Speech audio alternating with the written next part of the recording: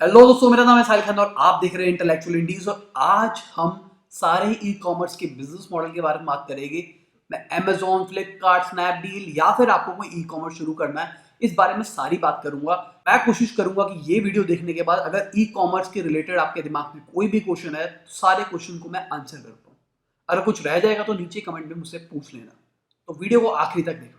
Subscribe Intellectual Indies and press the bell icon and never miss any update. देखिए, e commerce के अंदर दो type के business model होता है। एक होता है मार्केट प्लेस, एक होता है इन्वेंट्री मॉडल।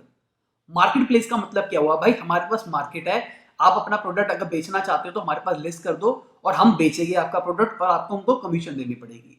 जो अभी तक हमने कमीशन वाले बिजनेस के बारे में बात करी है, मार्केट प्लेस वो होती है। इन्वेंट्री के अंदर क्या होता है? हम डायरेक्टली मैन्युफैक्चरर से माल खरीद लेते हैं, उसके बाद हम कंज्यूमर को बेचते हैं। समझाने के लिए मैं आपको एक प्रोसेस समझाता हूं कि किस तरीके से होता है। तो मान के चलते हैं आपने एक लैपटॉप खरीदा है, तो लैपटॉप खरीदा, उसके बाद क्या होगा? अगर वो मार्केट प्लेस है तो वो वाला जो ऑर्डर है, वो ऑर्डर सबसे पहले तो वो कंपनी रिसीव करेगी। उसके वो कंपनी वो ऑर्डर जो बंदा बेच रहा है उसको भेज देगी। देखो, ये वाला ऑर्डर हमारे पास आया, आप इसको दे दो। तो वो बंदा कहेगा ठीक है, मैं डिलीवर करता हूं। तो इसके अंदर वो सारा का सारा पैक करके रखेगा अपने पास। उनके कुछ रूल्स होते हैं कि आपको इस तरीके से पैकिंग करनी है, ये करना है, वो करना है। अगर उसको पैकिंग नहीं करनी, उसके बस की पैकिंग करना नहीं है, तो वो उसके पैसे भी जोड़ लेते हैं मार्केट प्लेस वाले। अब उन्होंने पैक करके या फिर जैसा भी प्रोडक्ट है बिल के साथ में रख दिया। अब जो उनका कोरियर पार्टनर होगा, कंपनी कोरियर पार्टनर को भी कहेगी कि आप वहां से कलेक्ट कर लो। तो जो सेलर होगा वहां से कोरियर कंपनी कलेक्ट करेगी और वो एंड वाले बंदे को दे देगी। तो अगर मैं ई कॉमर्स स्टोर हूं और एक बंदा था सेलर जिसने माल बेचा है, तो मैं उसको कुछ कमीशन काट के पैसे दे दूंगा। भाई सिंपल सी गेम है ना ये, हमेशा प्रॉफिटेबल लग रही है। तो दूसरा, अगर मैं इन्वेंट्री मॉडल के अंदर करता हूं तो ये जो सारी की सारी चेन थी, ये सारी की सारी चेन नहीं आएगी। सीधा आपने मेरे को ऑर्डर किया, मेरे गोदाम पे माल पड़ा हुआ, मैंने उसी को पैक कर रखा है, उसके बिल बिल लगाया और माल आपको डिलीवर कर दिया। सारा का सारा प्रॉफिट मार्जिन मेरा हो गया। अब दोनों मॉडल्स के फायदे क्या है भाई? मार्केट प्लेस है तो कंपनी को फायदा ये है, अगर रास्ते के अंदर कुछ टूट फूट होती है, कुछ भी नुकसान होता है, तो कौन भुगतेगा? सामने वाला बंदा। इन्वेंट्री मॉडल के अंदर आपको ज्यादा कमीशन मिलती है क्योंकि आप डायरेक्टली कंपनी से खरीद रहे हो। पर दिक्कत ये है, आपको पैसा अपना खुद का लगाना पड़ता है, तभी आप इन्वेंट्री इकट्ठी कर पा रहे हो। अगर रास्ते के अंदर कुछ भी टूट फूट होती है वो आप भुगतोगे। अगर चूहे ने काट लिया कोई भी सामान तो आप भुगतोगे। कुछ भी होता है वो आप भुगतोगे। कोई लॉस होता है वो आप भुगतोगे। मार्केट प्लेस के अंदर ये सारा का सारा जो लॉस होता है वो सेलर के ऊपर ट्रांसफर हो जाता है। तो इस चक्कर में थोड़ा सा आप सेफ गेम खेल सकते हो, पर आपको मार्जिन थोड़ा कम मिलता है। तो उम्मीद करता हूं आपको सारी गेम समझ में आ गई होगी। पर अगर न्यूज चेक करें, सारे के सारे ई कॉमर्स स्टोर लॉस में है।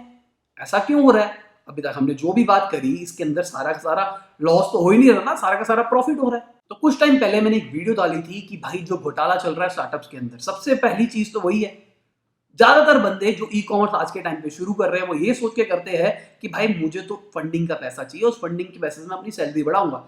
तो जितने भी टॉप मैनेजमेंट के बंदे होते हैं उनको बहुत ऊंची सैलरी मिलती है।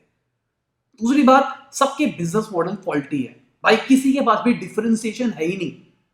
मैं कोई भी एक्स प्रोडक्ट ले रहा हूं, वो फ्लिपकार्ट पे भी मिलेगा, अमेजोन पे भी मिलेगा, स्नैपडील पे भी मिलेगा।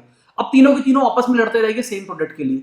अब भाई वो सेलर तो एक ही है ना जो प्रोडक्ट बेच रहा है। मान के चलो एक बंदा है 200 रुपए का बेच रहा है, तो वही 200 रुपए का प्रोडक्ट आपको अमेजोन, फ्लिपकार्ट और स्नैपडील पे तीनों पर मिल रहा है। तो अगर किसी को कंपीट करना तो वो क्या करेगा भाई? जो उनसे 2%, 5%, 10% जितनी भी परसेंट कमीशन ले रहे हैं उस प्रोडक्ट के ऊपर, वो उसमें से कुछ कम कर लेंगे।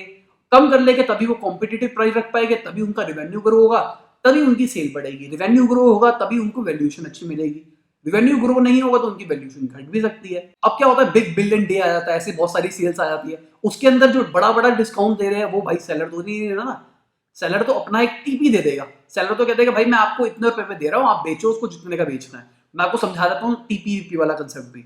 अगर दो टाइप की चीजें हैं, यहां पे क्या होता है, आप सेलिंग प्राइस डिसाइड करो। आप बताओगे भाई ये मेरा प्रोडक्ट 1500 रुपए में बिकेगा, तो आपको जो भी कंपनी होगी मार्केट प्लेस वाली, वो कुछ कमीशन काट के बता देगी कि मैं आपको इतना पैसा दूंगा वापसी, क्योंकि हमारे इतनी लॉजिस्टिक कॉस्ट लगती है, इतने परसेंट ये लगता है, इतने परसेंट ये लगता है, इतने परसेंट ये लगता है। दूसरा क्या होता है, सेलर कहता है भाई मैं आपको एक इतने टीपी पे प्रोडक्ट दे रहा हूं, मैं आपको 1200 रुपए के ऊपर प्रोडक्ट दे रहा हूं, आपको जितने का बेचना है बेचो, मुझे कोई लेना देना नहीं है इससे। इसके ऊपर जितनी भी कॉस्टिंग आएगी वो आप भुगतोगे। आपको कॉस्ट पड़ रही है, कॉस्ट तो फिक्स है ना, तो आप क्या करते हो, उसमें से और डिस्काउंट दे देते हो। डिस्काउंट देने के चक्कर में क्या होता है, कस्टमर तो अट्रैक्ट होते हैं पर लॉस आपका हो जाता है। उसके बाद आप इतने बड़े बड़े मार्केटिंग करते हो, आप टीवी पे ऐड चलाते हो, आप हीरोज को उठा के लाते हो, आप हीरोइंस को उठा के लाते हो, छोटी छोटी एड्स बनाने के लिए, बड़े बड़े कैंपेन लॉन्च करते हो, सारा पैसा उड़ जाता है। अब एक और सबसे बड़ी प्रॉब्लम आती है, वो होती है भाई कैश ऑन डिलीवरी वाली। बहुत सारे ऐसे बंदे होते हैं जो कैश ऑन डिलीवरी पे माल मंगा लेते हैं, उसके बाद जब वो घर पे आता है और वो घर पे नहीं होते तो उनकी मम्मी कलेक्ट करने वाली होती है, मम्मी को कहते हैं मम्मी भेज दो, नहीं चाहिए मेरे को। इसी चक्कर में बहुत सारा रेशियो आता है रिजेक्शन का। तो जो लॉजिस्टिक कॉस्ट का जो खर्चा है वो कौन भुगतेगा? दो चीजें हो सकती है, अगर मार्केट प्लेस सेलर के ऊपर भी डाल सकते हो, भाई देखो वापसी आ गया, हमारा कोई लेना देना नहीं है, ये है। पर भाई सेलर तो छोटे से मार्जिन के ऊपर ऑपरेट करने वाला है ना। 1500 रुपए का अगर प्रोडक्ट मान के चलिए, उसने आपको एसपी डिसाइड करके दे दिया कि आप 1500 का बेचो, आपने कहा भाई 1200 रुपए मैं आपको दूंगा। कॉम्पिटिटिव प्राइसिंग के चक्कर में उसने 5-7% का ही मार्जिन रखना है और उतना ही आप लॉजिस्टिक के अंदर कैश ऑन डिलीवरी के अंदर उसको घुसा देते हो।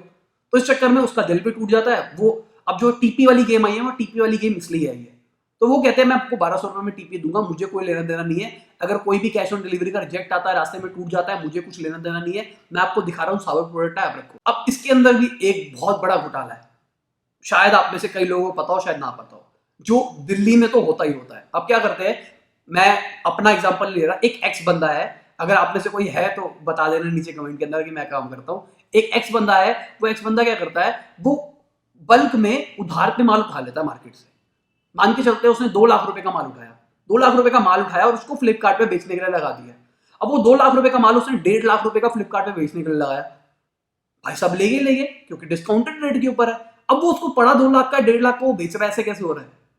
क्योंकि उसका दिमाग खराब है, क्योंकि वो चोर आदमी है। वो क्या करता है, वो 1.5 लाख रुपए का माल बेच के प्रॉफिट लेके गायब। ऐसे उसने एक बंदे को नहीं पकड़ रहा है, ऐसे उसने 15-20 बंदों को पकड़ रखा है। ऐसे 15-20 बंदों से वो माल लेता है, उसके बाद किसी को पैसा पेमेंट नहीं देता और अपना कैश लेके फुर हो जाता है। कई लोग क्या करते हैं, कई लोग कहते हैं कि भाई देखो आपने मुझे 2 लाख का माल दिया था, वो माल बिक ही नहीं रहा यार, आपके चक्कर में ये हो गया वो हो गया, अपना माल उठा लो। क्योंकि उनको भी पता है अगर किसी ने एक बार प्रोडक्ट बेच दिया, वो वापसी लोगे तो उनके ऊपर कॉस्टिंग बढ़ने वाली है। तो कहते हैं सर 2 लाख रुपए तो मैं नहीं दे पाऊंगा इसको, मैं आपको कम ही दे पाऊंगा, मैं आपको 1.40 देता हूँ, रखो। 10,000 रुपए का सीधा प्रॉफिट बना लेते हैं। तो अब अगर हमको अपना ई कॉमर्स स्टार्ट करना है तो हम क्या कर सकते हैं? सबसे पहली बात तो भाई हमको डिफरेंशिएशन करनी है। हमको एक ऐसा प्रोडक्ट बेचना है जो हमारे अलावा कोई ना देता हो। अगर मैं एक प्रोडक्ट बनाता हूं, मैं उसको अपनी साइट पे बेच रहा हूं, तो डिफरेंशिएशन है ना, वो प्रोडक्ट मेरे अलावा कोई नहीं बेच सकता।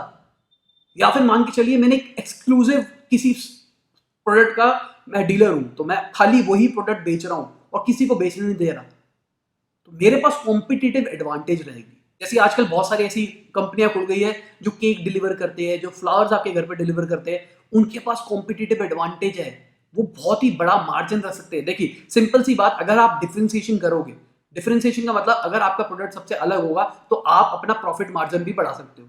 अब प्रॉफिट मार्जिन बढ़ाओगे तो आपका जितनी भी कॉस्टिंग होती है वो सब निकल जाएगी और अल्टीमेटली आपका जो बिजनेस मॉडल होगा वो प्रॉफिट में आ जाएगा। अगली चीज है भाई, हमको एक्सपेंसेस कैलकुलेट करके रखने हैं। हर चीज, मैं अगर एक प्रोडक्ट ले रहा हूं इतने रुपए का पड़ेगा, इसके ऊपर ये कॉस्टिंग आएगी, ये हो सकता है कि प्रोडक्ट रिजेक्ट हो जाए, आपको हर एक चीज लेके चलनी है। हर एक चीज लेने के लिए आपको उस फील्ड का एक्सपीरियंस होना चाहिए। अगर आप बिजनेस मॉडल बनाने बैठे हो और आपको उस फील्ड का एक्सपीरियंस नहीं है तो वो आप फॉल्टी बिजनेस मॉडल ही बनाओगे। आपको रियल फैक्ट्स उठाने पड़ेंगे। अगर कैश ऑन डिलीवरी हम करते हैं, कितने % रिजेक्शंस आते हैं, एक प्रोडक्ट को कन्वर्ट करने के लिए कितनी मार्केटिंग कॉस्ट लगती है, मार्केटिंग कॉस्ट भी फ्लक्चुएटिंग होती है, तो आपको उसको भी लेके चलना पड़ेगा।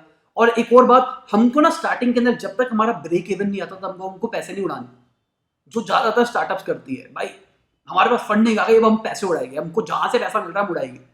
सबसे बड़ा फॉल्ट है ये बिजनेस मॉडल के अंदर। जब तक आपके पास ब्रेक इवन ना आ जाए, जब तक आपकी कंपनी प्रॉफिट में ना आने लगे, तब तक आप उल्टी सीधे एक्सपेंसेस नहीं कर सकते। और सैलरी वाली बात मैं फिर से बताऊंगा भाई, सैलरी उतनी लेना सबसे एक बेसिक सी थ्योरी होती है।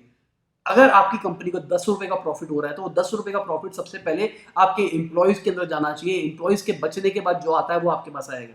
अगर नहीं आ रहा तो आपको हक नहीं है पैसे लेने का। जब आपकी कंपनी प्रॉफिट में आएगी तब लो आप, तब मैं मानता हूं कि आपको ले सकते हो। पर भाई जितने भी बड़ी बड़ी फ्लिपकार्ट है, इनमें हर बंदे को करोड़ों रुपए में पैसा मिल रहा है, ऐसा क्यों मिल रहा है भाई?